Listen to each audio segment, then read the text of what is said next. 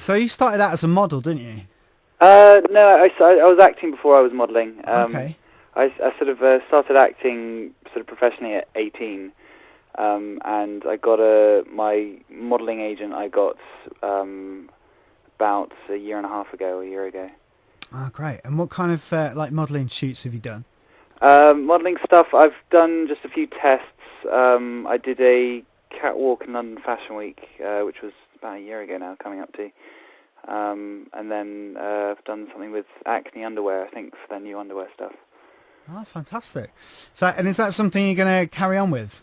Yeah, I mean, I'm going to keep it sort of going at the same time as the acting. I think they both sort of complement each other. Um, So how did you reach this point? Because obviously Harry Potter is a pretty hmm. big movie to be in. So how did you come to be in it? Well, the Harry Potter was a standard audition through the agent. I've sort of got an audition and then got a recall. Met David, the director, and the casting director, and then he sort of told me in the room that he wanted me to do it. And then, yeah, sort of got it. But it's quite. I got my agent through quite a sort of strange route, really. I did the National Youth Theatre and got into that, Okay. and then they send out emails every now and then for auditions, and I went to an audition for the BBC. They were doing My Family and Other Animals, Uh-huh. and they went very well, got a recall, and I couldn't go to the recall because I was going on holiday. So, and at 18, my mother made most of my decisions, so Oh. I sort of missed it. But she passed my information on to some agents, and then I got my agent at 18, and then sort of done a few jobs, and then Harry Potter, of course, yeah, was Hmm. much bigger. And was it a pretty standard audition? Were you reading from a script, or what kind of things did you have to do? The audition was it was quite standard. The only slight difference between Harry Potter is that getting the script to me was a bit of a hassle because it had to be faxed over because they weren't allowed to put it on the internet because it was cause it's so sort of secret. But yeah, that was just they gave the scenes in the film basically, put that on tape with the casting director, and then they sent that to to David, and then they kind of gave me a recall. They sort of picked me up from the station, and I auditioned at Leavesden. They were already filming already because it was quite a sort of late casting. But yeah, and then it sort of just went really well and got the part. That's so exciting. And if people don't know, because obviously not everyone reads the books, they just rely on the Mm. films. Can you tell us a bit about your character? Yeah, he's Cormac McLagan. He's this arrogant Gryffindor guy who my sort of storyline is I go for goalkeeper, and so does Ron. So I kind of intimidate him a lot, and then later on, sort of Hermione, I'm constantly sort of winking and annoying Hermione, and then she eventually takes me to the ball to annoy him because he's gone out with Lavender.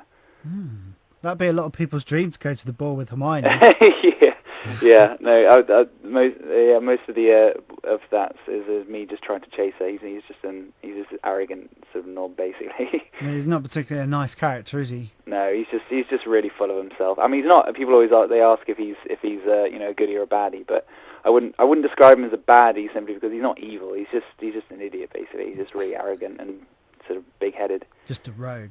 Yeah.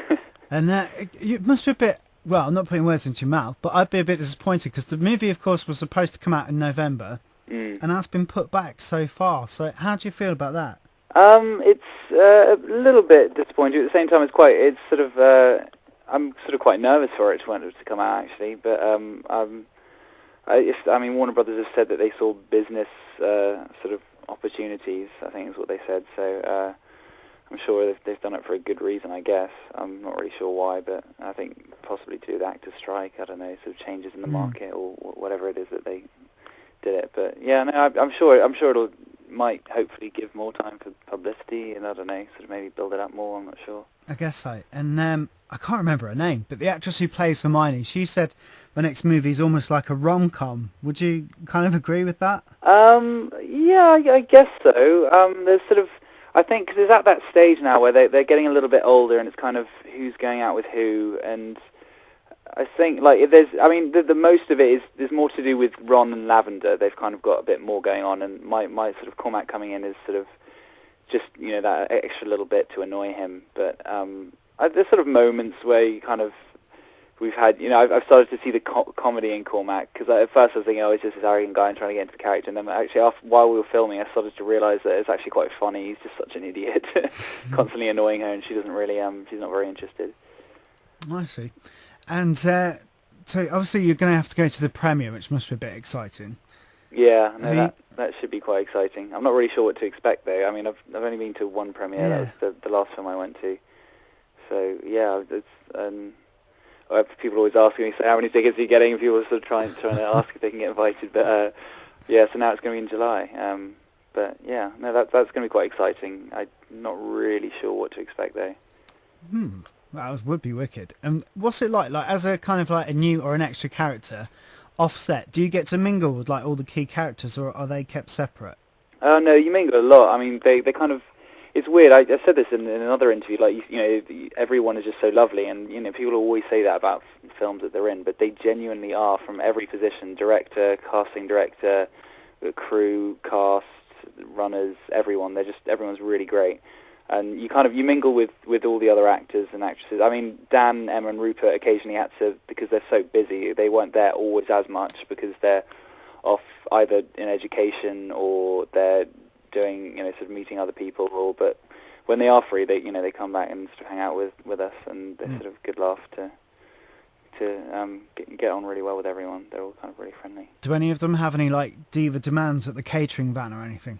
Oh no, unfortunately not. I was thinking, like, when I went there, I was hoping that you'd see something like that. But they're just really down to earth, really nice guys, and they'll happily queue up with everyone else, and then you just chat and just eat from the canteen as normal. Oh, fair enough. So we've got to wait until next July to see you in that. What else have you got planned? Well, I've just come back from LA. I've just spent the sort of last month out there with a new manager and. Just meeting lots of people really, and sort of just doing auditions now. So, fantastic. And I'm supposed to be sort of at university at the moment, so okay. I'm meant to be kind of going back, but I'm going to see how everything goes really. Yeah, I think I know what route I'd choose, but there you go.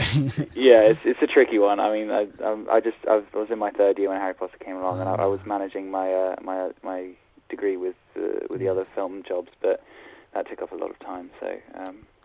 I'll just have to wait and see. Cool. All right. Well, good luck with that and whatever else you do. And thanks a lot for talking to us. We appreciate that. No problem. Cheers. All right. Cheers. Thank you very much. Bye. Bye.